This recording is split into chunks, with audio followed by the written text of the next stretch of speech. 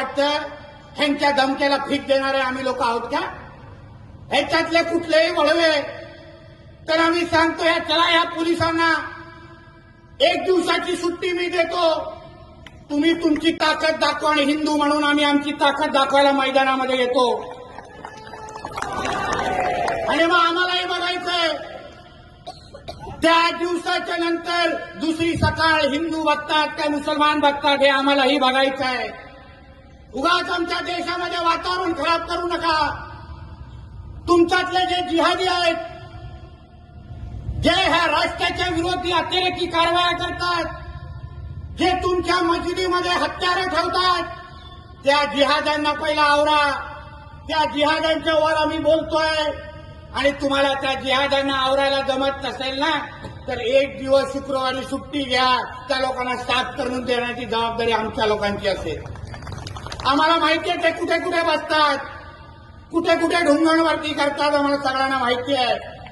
नाही सोडणार एकाला पण. होऊन दे आमच्या रामगिरी महाराजांना काही.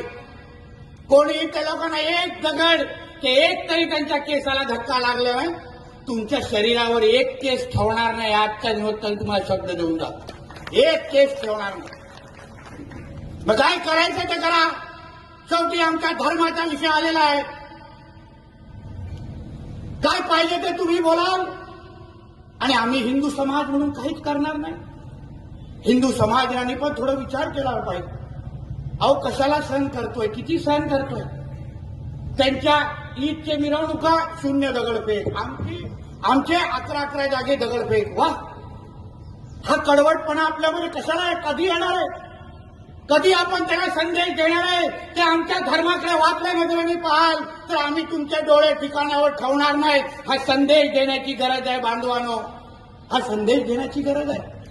नाहीतर असंच आपण एक दिवस चालत राहिलो तर उद्या आपल्या माता भगिनींना रस्त्यावर चालणं पण शक्य होणार नाही.